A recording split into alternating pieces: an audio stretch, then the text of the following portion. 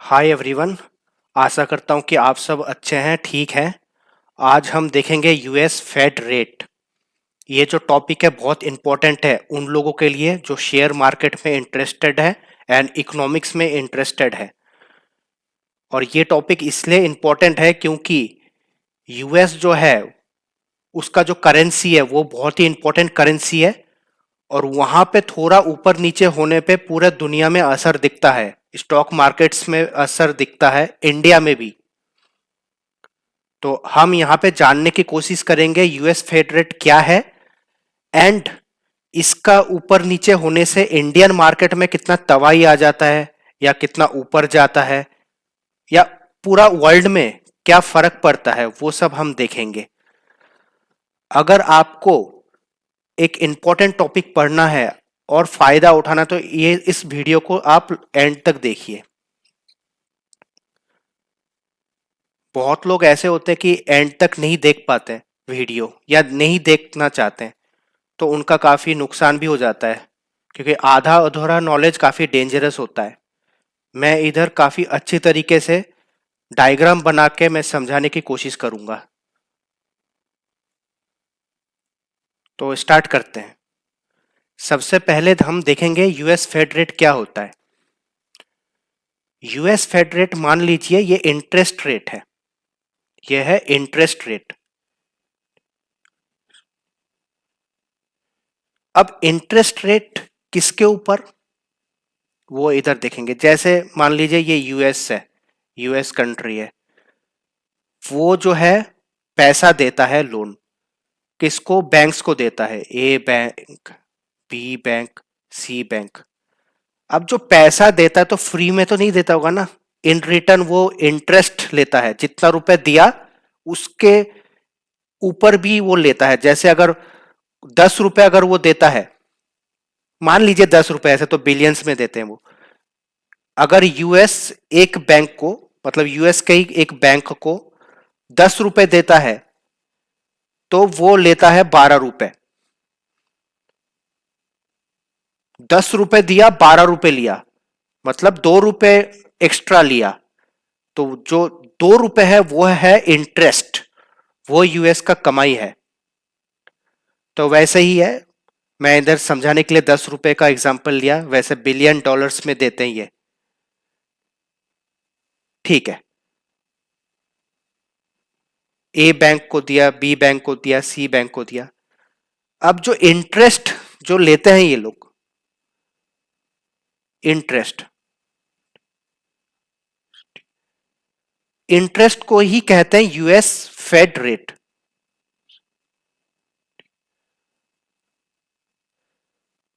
अब इन बैंक्स के पास पैसे आ गए, ये देते हैं पब्लिक को। पब्लिक को लोन वगैरह देते हैं, कार लोन, हाउस लोन वगैरह, या कंपनी को देते हैं लोन्स। एप्पल हो गया, गूगल हो गया, माइक्रोसॉफ्ट हो गया, या कोई इंस्टीट्यूशन को देते हैं, मतलब कोई कंपनी, इंस्टीट्यूशन, कोई क्लब वगैरह, उनको देते हैं। वापिस ये इंटरेस्ट लेते हैं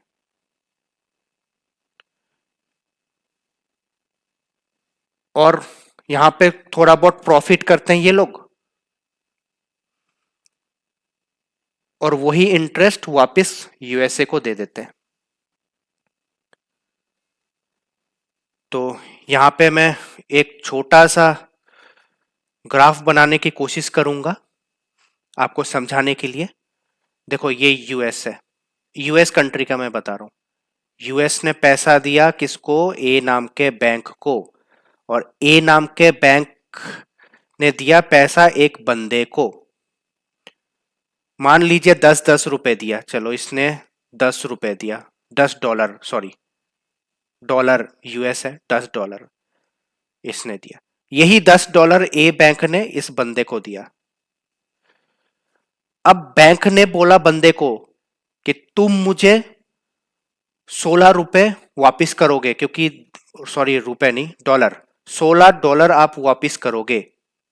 तो इसने बहुत मजदूरी वगैरह करा, इसने करा $16 वापिस। $10 लिया था, $16 वापिस कर दिया ए वाले ने। ए ने दो रख लिया, दो $2 रख लिया और इसने वापिस करा $14, $14। तो इसी ग्राफ में चलता है सिस्टम। जितना यहां पे रेट बढ़ेगा, इंटरेस्ट रेट यूएस जो है जितना बैंक के ऊपर लगाएगा इंटरेस्ट रेट, उतना ही या उससे भी ज्यादा इंटरेस्ट रेट इस बच्चे बेचारे को देना पड़ता है। आम इंसान कहाँ पे देता है? ए नाम के बैंक को देता है। ये थोड़ा बहुत फायदा रखता है और वही लौटाया हुआ पैसा वो गवर्नमेंट को वापस कर देता है। तो यही सिस्टम है, ऐसे ही चलता है। हम यूएस के बारे में क्यों कहते हैं? यूएस के बारे में इसलिए हम लोग कह रहे हैं क्योंकि यूएस जो है बहुत ही इंपॉर्टेंट कंट्री है और जो यूएस का जो डॉलर है बहुत ही इंपॉर्टेंट करेंसी है। इसी करेंसी के थ्रू पूरे ट्रेड होते हैं, मैक्सिमम ट्रेड होते हैं वर्ल्ड में, अक्रॉस द वर्ल्ड। और जो फॉरेन इन्वेस्टर्स होते हैं उनको कहते हैं FII, फॉरेन इंस्टीट्यूशनल इन्वेस्टर। ये लोग यूएस के होते हैं, मैक्सिमम यूएस के होते हैं, ऐसे बहुत सारे कंट्रीज के हो रहे होते हैं लेकिन यूएस के मैक्सिमम है।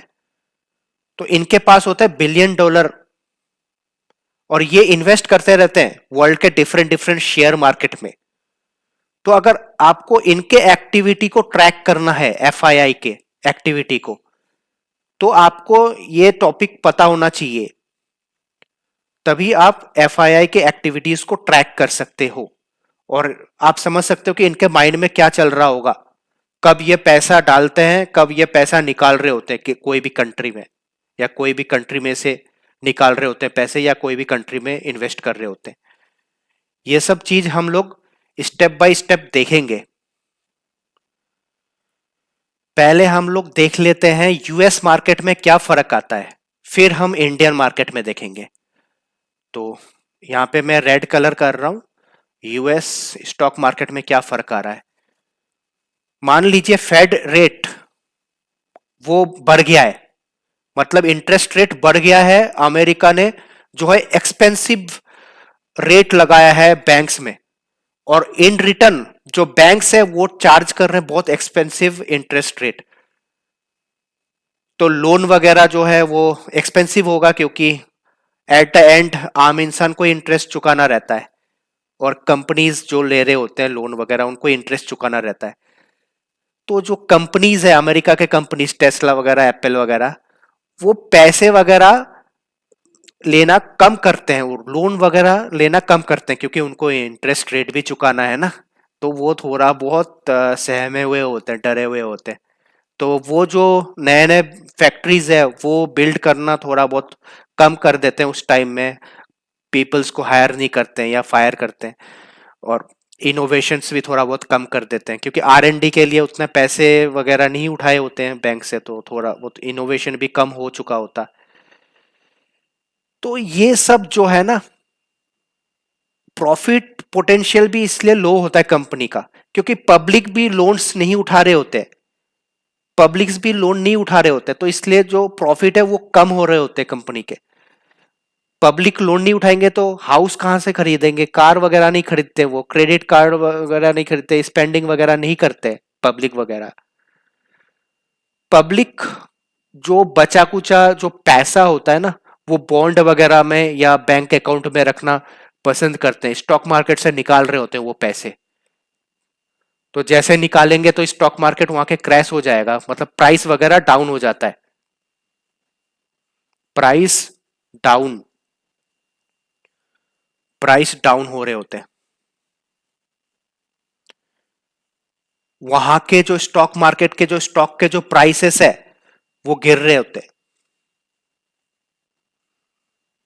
और आपको एक ट्रिक बताया था, यही सही टाइम होता है इन्वेस्ट करने का। तो यहां पे आ जाते हैं FII, उनके पास बहुत पैसे हैं, यूएसए का ही है, तो वो इंडिया से निकाल के पैसे यहां पे लगाते हैं, तो इंडिया के स्टॉक मार्केट ऐसे नीचे जाता है। तो ये हम डिटेल में देखेंगे। कि एफआईआई जो है इंडिया से या कोई और कंट्री से निकाल के पैसे निकाल के यहाँ पे वो लगा रहे होते हैं, इस टाइम में लगा रहे होते हैं क्योंकि उनके कंट्री में स्टॉक के प्राइस डाउन मिल रहे होते हैं। तो ये मौके एफआईआई वगैरह उठाना पसंद करते हैं। तो इसलिए इंडिया के मार्केट तब क्रैश हो जाता है। क्रैश मतलब वो भी गिर जाता है क्योंकि एफआईआई ने जो करोड़ों रुपए लगाए थे, बिलियन डॉलर लगाए थे, वो इंडिया से निकाल के अभी यूएस मार्केट में, स्टॉक मार्केट में लगा रहे होते हैं। वो हम आगे देखेंगे। अब ये केस है, ये दूसरा केस है। अगर फेड जो रेट है, रेट वो अगर कम हो जाए तो वहां के मार्केट के लिए अच्छी खबर ही है, यूएस मार्केट के लिए अच्छी खबर है। कैसे अच्छी खबर है? अगर बैंक्स को, वहां के बैंक्स को सस्ता इंटरेस्ट रेट में पैसा मिलने लगे तो वो पब्लिक से भी कम इंटरेस्ट रेट चार्ज करेगा, कंपनी से भी कम इंटरेस्ट रेट चार्ज करेगा। मतलब लोन जो है वो चीप हो रहा है। तो बिजनेस जो है, इन्वेस्टमेंट वगैरह, मतलब बिजनेस वगैरह जो है, बिजनेस वगैरह वो लोन लेंगे, दे विल टेक लोन।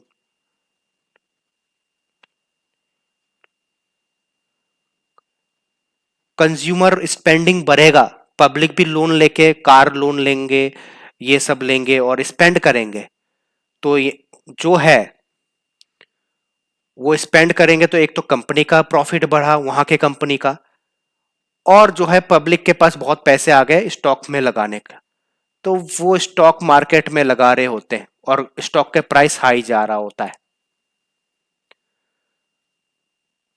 तो यहां पे जो है ना, जो एफआईआई जो है, यहां पे इन्वेस्ट नहीं कर रहे होते क्योंकि हाई जा चुका है। यहां से पैसे वो निकाल रहे होते, वो सेल कर रहे होते। ये मैं रेड में लिख रहा हूं, ये क्या करते हैं, ये सेल करते हैं एफआईआई, क्योंकि हाई गया है, ये सेल कर दिया, और जो भी प्रॉफिट कमाया वो तो रख लेते हैं और बाकी फिर से इन्वेस्ट कर देते हैं कहां पे, जहां पे खत्म हो चुके होंगे, जहां का जो मार्केट है वो खत्म हो चुके होंगे, मतलब जहां पे प्राइस वगैरह सस्ते वगैरह मिल रहे होंगे, तो वहां पे वो इन्वेस्ट करते हैं एफआईआई। एफआईआई सर्च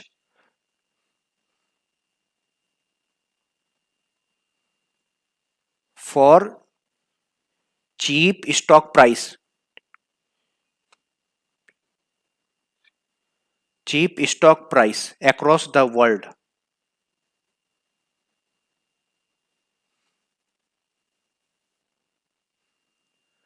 तो एफआईआई इधर खरीद नहीं खरीद रहे होंगे, एफआईआई खरीद चुके हैं जब पब्लिक ने बेच दिया था। जब रेट हाई हो चुका था तब पब्लिक ने बेच दिया था स्टॉक वगैरह, तब खरीद लिया था एफआईआई ने। अब एफआईआई इधर बेच देगा क्योंकि पब्लिक इन्वेस्ट कर रहे होंगे और प्राइस वगैरह पब्लिक ऊपर ले जा रहे होंगे, क्योंकि एफआईआई बेच रहे हैं तो पब्लिक खरीद रहा है, क्योंकि इधर सेलर जो है वो एफआईआई है तो बायर होगा पब्लिक, सिंपल है। तो प्रॉफिट तो बुक तो करेंगे ही एफआईआई, एफआईआई ऐसे प्रॉफिट बुक करते हैं। अब जो है इधर हम डिटेल में देखेंगे कि कैसे इफेक्ट डालते हैं ये सब, इंडिया में क्या इफेक्ट डाल रहे होते हैं। वही चीज मैं रिपीट करूंगा फिर से, लेकिन आप डिटेल में रिपीट करूंगा इस बार। तो वही है कि how it effects the Indian stock market. This is the crucial part for Indian investors. दो केस लेंगे, फिर से रिवाइज करूंगा, दो केस लेंगे। पहला जो है यूएस राइज रेट, यूएस ने इंटरेस्ट रेट राइज कर दिया, हाई कर दिया। तो क्या हुआ, अगर हाई कर दिया इंटरेस्ट रेट तो वहां के ग्राफ नीचे जा रहे होंगे। US become more attractive place to park money, graph नीचे गया तो इधर जो है ना एफआईआई आ रहे होंगे इन्वेस्ट करने के लिए, क्योंकि सस्ते में मिल रहा है। वही बता रहा है, US become more attractive place, foreign in investors, FII जो है वो सेल करते हैं इंडिया में। इंडिया से जो स्टॉक जो है वो सेल करते हैं, इंडिया में स्टॉक सेल कर देते हैं। जो बिग फॉरेन फंड्स है वगैरह, ये सब ये जो है इंडिया में सेल कर देते हैं। This means they sell Indian stocks, क्योंकि एफआईआई को भी पैसे चाहिए ना लगाने के लिए। चलो लगा दिया पैसे। ये यूएस का बात कर रहा हूँ, यूएस से यहाँ पे लगाना है। कहाँ से पैसे ले रहे होंगे वो? इंडिया से। इंडिया, इंडिया से सेल करके पैसे लिया एफआईआई ने और फिर लगा दिया। अब ये जो सेल किया इंडिया में, इधर तो तबाही मचा दिया यार। क्या करता है इतना बड़े स्केल में सेल अगर करे इंडियन स्टॉक मार्केट में, तो इंडियन स्टॉक मार्केट के जो सेंसेक्स और निफ्टी वो डाउन चला जाता है, मतलब स्टॉक मार्केट डाउन चले जाता है इंडिया में। और रुपीज में क्या फर्क आता है? एफआईआई जैसे ही सेल करता है स्टॉक वगैरह, और रुपीज ही सेल कर रहा है ना, क्योंकि डॉलर बाय करने जा रहा है तो रुपीज वो सेल कर रहे हैं। तो सप्लाई ऑफ रुपीज जो है ना, पैसे का सप्लाई बढ़ जाता है, क्योंकि सेल करके इतने सारे रुपीज आ गए मार्केट में। रुपीज ही रुपीज है क्योंकि उन्होंने सेल करा। तो यही है कि रुपीज का वैल्यू जो है ना वो गिर जाता है, डॉलर से गिर जाता है। वैल्यू जो है वो गिर जाता है जब भी रुपीस बहुत ज्यादा सरप्लस अमाउंट में आ जाता है, तो डॉलर के मुकाबले में गिर जाता है। और जो कमजोर रुपीस है वो चीजें महंगा कर देता है। एक इंपोर्ट्स जो है उनको महंगा कर देता है। ऑयल वगैरह इंडिया इंपोर्ट करते हैं, इलेक्ट्रॉनिक्स इंपोर्ट करते हैं, उनको महंगा कर देता है। तो इंडिया में इन्फ्लेशन आ जाता है, इंडिया में इन्फ्लेशन आ जाता है। तो इसको हम समझेंगे नेक्स्ट स्लाइड में। इधर हम समझते हैं कि हुआ क्या। रेड से मैं समझा रहा हूं। देखो हुआ यूं कि यूएस ने इंटरेस्ट रेट बढ़ा दिया।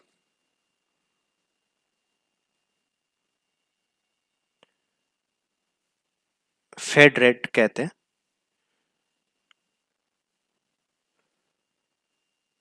इस स्टेप ने क्या किया? वहां का जो स्टॉक प्राइस है वो कर दिया कम। ऐसे प्राइस गिर गया इधर। प्राइस गिरा क्योंकि पब्लिक ने बेच दिया स्टॉक। ठीक है। अब ये स्टेप में क्या हुआ कि जो एफ आई आई जो है, F I I, foreign institutional investor, इन्होंने पैसे वगैरह इन्वेस्ट करना स्टार्ट कर दिए। स्टार्टेड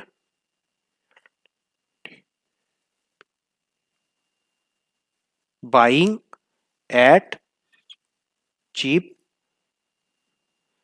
क्योंकि स्टॉक वगैरह चीप प्राइस में ही खरीदते हैं एफआईआई, ये रूल है। तो एफआईआई के पास पैसा कहां से आया? उनके पास तो पेड़ तो नहीं है ना पैसे का, उन्होंने पैसे का बंदोबस्त किया होगा। तो इंडिया के रिस्पेक्ट में देख रहे हैं। वैसे बाकी कंट्री में क्या किया होगा पता नहीं, लेकिन इंडिया, इंडिया मैंने कंट्री बना दिया। एफआईआई जो है यहां से पैसे लिए और यहां पे डाले। तो पैसे जब निकालेंगे एफआईआई, तो कैसे? उन्होंने सेल किया स्टॉक। तो यहां पे मैं लिख रहा हूं F I I sold huge amount of stocks in India to gather money.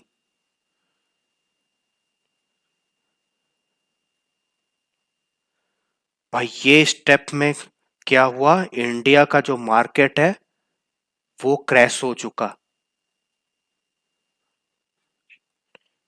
तहलका मच गया। कोहराम मच गया एकदम कि स्टॉक प्राइस गिर गया इंडिया में। मार्केट ही गिर गया क्योंकि पैसा जो है वो एफआईआई ने निकाल लिए। इस केस में क्या होता है कि रुपीस जो होता है ना, रुपीस वो बढ़ चुका होता है इधर, रुपीस, क्योंकि सेल बहुत ज्यादा हुआ है। एफआईआई ने सेल किया तो ट्रेड तो किया उन्होंने रुपीस में ही किया होगा, इंडियन यहाँ पे रुपीस में करा, तो रुपीस बढ़ चुका अमाउंट।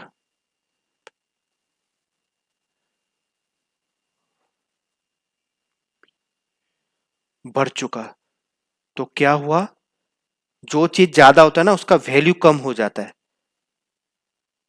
तो वैल्यू ऑफ, ये रुपीस का साइन है, decrease, decreases as compare to US dollar, क्योंकि रुपीस में इन्होंने सेल वेल करा और इन्वेस्ट, इधर इन्वेस्ट डॉलर में किया है, डॉलर में इधर इन्वेस्ट किया, तो वही है कि इधर जो है रुपीस का जो वैल्यू है डिक्रीज हो गया, तो इन्फ्लेशन हो गया इधर। इन्फ्लेशन उसी को ही कहते हैं जब वैल्यू कम हो जाता है, क्योंकि इंपोर्टेड जो चीज है, इंपोर्ट, इंपोर्टेड ऑयल, इलेक्ट्रॉनिक्स,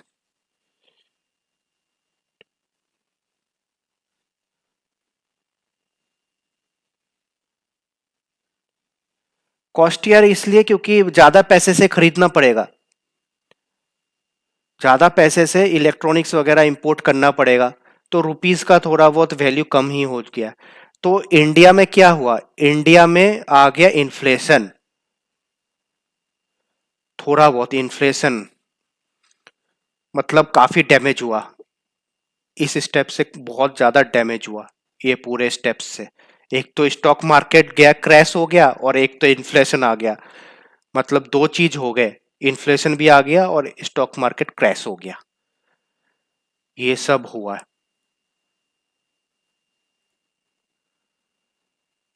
अब ये यहाँ पे हम लोग दूसरा केस देखते हैं, जब यूएस कट कर देता है, यूएस कट रेट्स क्या होता है, जब यूएस कट रेट कर देता है तो वहां का जो मार्केट है ऊपर जा रहा होता है, तो एफआईआई जो है उन्होंने कर दिया सेल, और वही पैसा जो है डिफरेंट डिफरेंट कंट्रीज में लगाते हैं,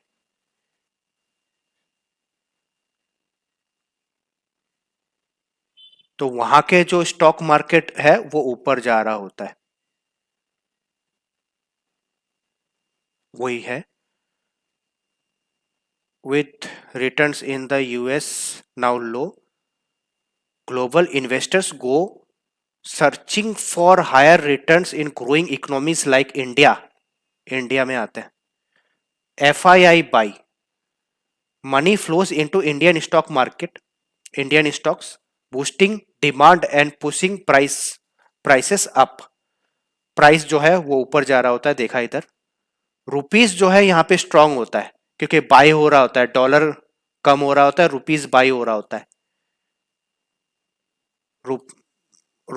Inflows of dollars can help the Indian rupees stabilize, क्योंकि रुपीज हो रहा होता है बाई डॉलर के मुकाबले, यूएस डॉलर जो है वो कन्वर्ट हो रहा होता है, इससे बाई करना पड़ता है स्टॉक।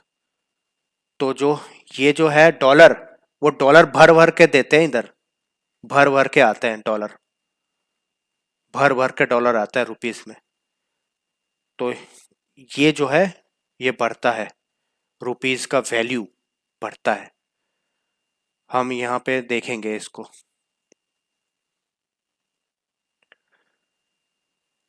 देखो मान लो कि ये यूएस है, इसने करा क्या, जो फेड रेट है डिक्रीज, डिक्रीज किया, तो कंपनीज ने लोन वगैरह बहुत उठाए, पब्लिक ने लोन वगैरह बहुत उठाए, कंपनीज का फायदा बहुत हुआ, पब्लिक के पास पैसा है, तो यूएस के जो स्टॉक मार्केट है वो ऊपर जाने लगा क्योंकि पब्लिक वगैरह इन्वेस्ट करने लगे। तो एफआईआई जो है वो सेल कर दिया, इनके पास आ गए पैसे बहुत सारे। तो ये अब आए इंडिया में। इंडिया में क्या करा इन्होंने, यूएस जो डॉलर्स है, बहुत सारे डॉलर्स, वो भर भर के इन्वेस्ट किए। रुपीस स्ट्रांग हुआ, बढ़ा, रुपीस बढ़ा इन द सेंस कि डॉलर कन्वर्ट हुआ इंडियन रुपीस में और डॉलर बहुत सारे आए। तो रुपीस जो है, रुपीस रुपीस स्ट्रांग हुआ और यहां पे इन्वेस्ट किए, तो इधर जो स्टॉक मार्केट जो है वो ऊपर गए, स्टॉक के प्राइस धीरे धीरे ऊपर गए, स्टॉक मार्केट ऊपर गए। तो इन्फ्लेशन क्या हुआ, इस वजह से इन्फ्लेशन डाउन गया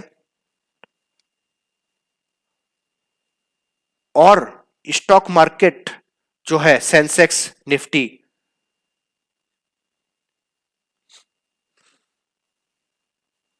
वो गया अप।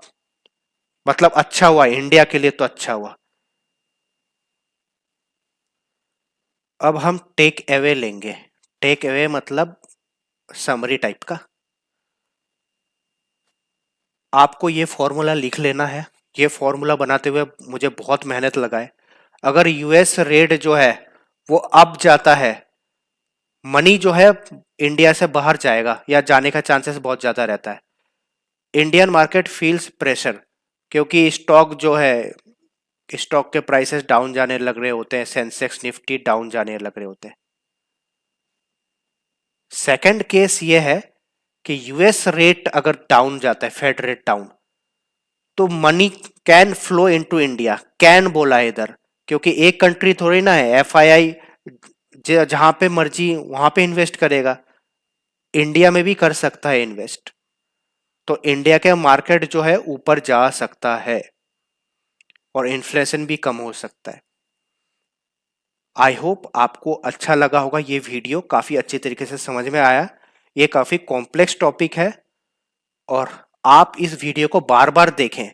ये कंसेप्ट जो है एवरग्रीन कंसेप्ट्स है, एवरग्रीन टॉपिक्स है। ये कभी भी आप देख सकते हैं, 10 साल बाद भी देख सकते हैं इस टॉपिक्स को, इन वीडियोस को। अगर आपको अच्छा लगा होगा तो लाइक शेयर एंड सब्सक्राइब करें एंड बेल आइकन को दबाएं एंड आप ये वीडियो शेयर करें।